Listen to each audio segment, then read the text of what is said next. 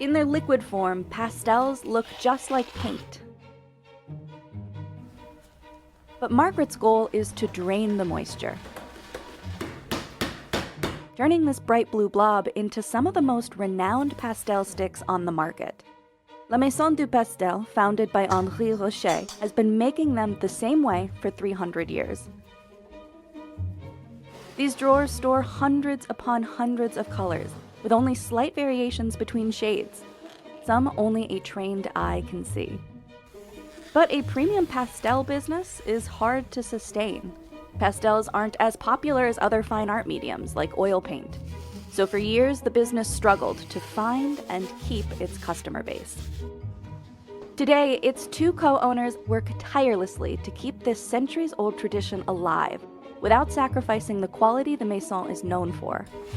So how is this niche art business still standing? Isabelle Rocher, a relative of Henri Rocher, and Margaret Zayer are the company's only two employees.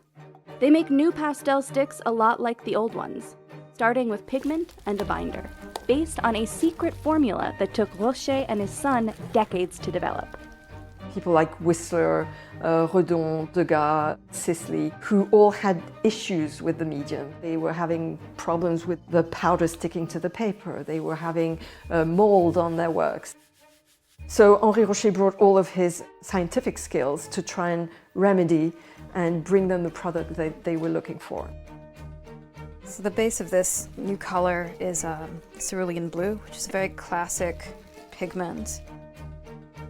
This new color, Caribbean blue, will join more than 1,900 others the Maison offers. It's the biggest selection in the company's history, maybe even the biggest selection of pastels ever. So adding new colors to the mix takes a discerning eye and skilled hands. That's where Margaret comes in. She's the creative force behind the business. If the sun's out and we don't feel like working, we don't work. Or if the sun's out and it inspires us to make a beautiful color, we do that. After the initial color is set, Isabelle and Margaret divide it into 9 gradations, from dark to light, so artists can find the exact shade they need. So I'm essentially aiming to go between those two. So we have 1, 2, 3, 4. This will be number 5, 6, 7, 8, 9. Margaret, I started with 1.5 spoons of the dark. I think I'm going to be making masses already. Throughout its centuries-long history, the Maison was renowned for its unmatched range of colors. This is especially important for pastel artists, who can't just mix 2 pastels together to make a new color before putting it to paper. You can't blend pastel on a palette like a painter might, but if you really want to make a line of a color, you need to have a stick of that color. That blending needs to happen at the very beginning of a pastel's life instead. I'm actually not far from where I want to be, which is really magical. I'm going to really mix it in before I compare. So I'm actually right now a bit darker than I want to be, so I'm going to add a bit of white. If the paste is too stiff, you can't integrate the white and the color very easily, but by bringing it to a sort of cake batter consistency, they merge quite well. When they're satisfied with the color, Isabelle scoops the mixture onto a terracotta roof tile to dry. We use the tiles because that's how it was done in the past, but the advantage of the tiles is they're porous. The tiles absorb a bunch of the moisture, creating less work for Margaret when she will put the mixture through their antique press.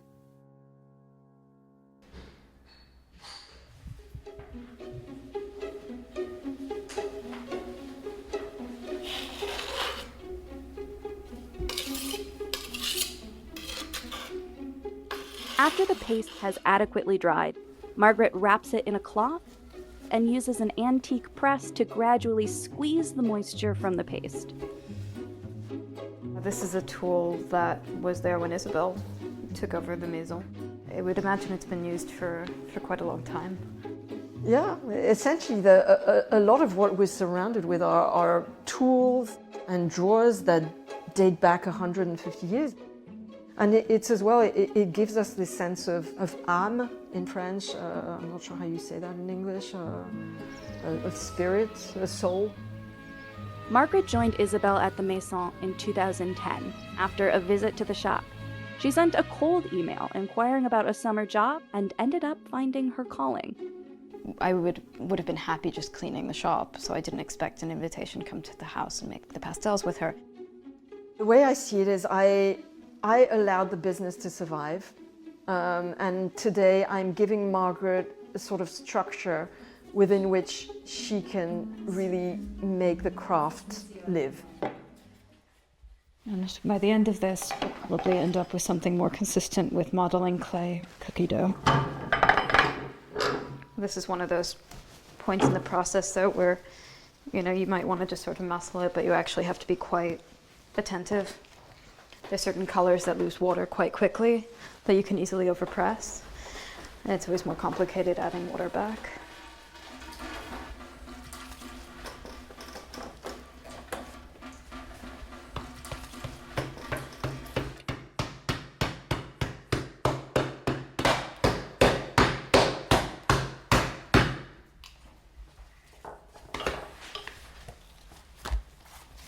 Oh, that's better.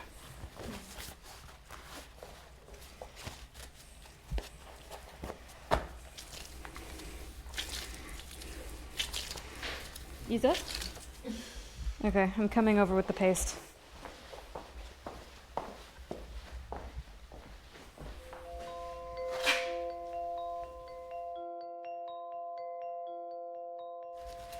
Hand rolling each pastel allows them to add more pigment to the mix than if they used a machine. We tolerate certain consistencies that machines can't tolerate. We end up with colors that are either more vibrant or deeper or more concentrated. To me, it's always been the phase of the making that I prefer. It's sort of the moment when you're actually forming them, so you're starting to see it happening and becoming a pastel. When you don't know how to roll them, you can end up with pancakes. The first pastels I made just didn't look like anything. They were all weird shapes and they were flat, they had holes in them.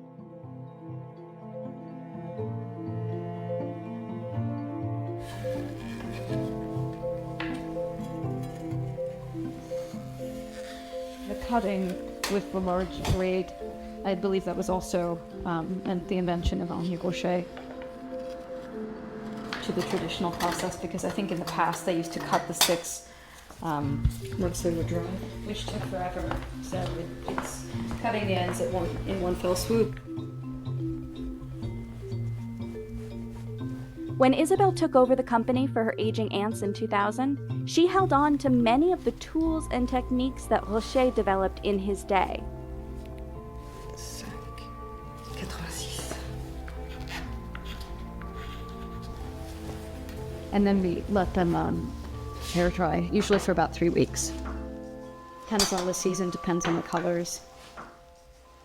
But there was also plenty about the languishing business that needed to change. When she took over, the Maison had next to no inventory and hardly any customers to sell it to.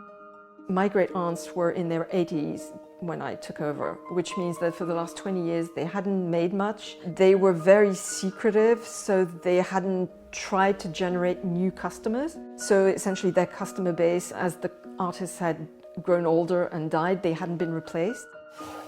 So she spent her first 2 years regenerating supply. I'd managed to reconstitute about 250 or 300 colors Before focusing on demand. The Maison serves what's known as a niche market. Imagine the market as a pie.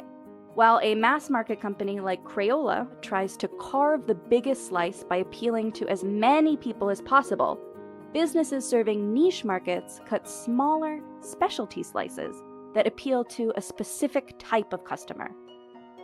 A huge reason for Rocher's success was how he collaborated with artists to create the colors they needed. and Isabel was determined to do the same. The most difficult thing for me was that I had no art background at all. I had no artistic background either. I didn't draw, I didn't paint. So when I was talking to the artists, I felt I was talking a different language. One of these artists is Claude Barré-Allard. I've known her since the day I took over. I think that the first color I made was a bleu indigo, an indigo blue, that she'd been waiting for 2 years. Did she tell you that she was creating colors for me? Yeah. Yes, I did. That makes me very proud, for sure. That means that they like what I can do with their colors, for sure. They serve me, I serve them. It's an exchange, as in life. Claude picked up pastels later in her career, after spending most of it working with oil paints.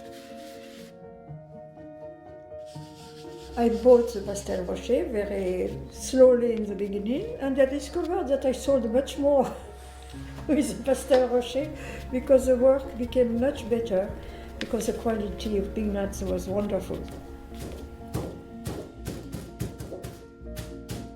Historically, pastels have taken a back seat to more popular mediums like oil paints. You have waves of it being used extensively, and then it goes back into being a secondary medium that people only use, to do basic drawings and etc. We are aware that, it comes and goes, and at the moment we feel that a few artists are really picking up the technique and doing really serious things with it, not just preparatory drawings. I walked into this thinking there are just maybe a handful or maybe 10 artists in France that really need the pastels. If I can multiply that by the number of countries around the world, I should be able to make a living out of it. Isabel inherited an archive of century-old pigment, some of which is still usable.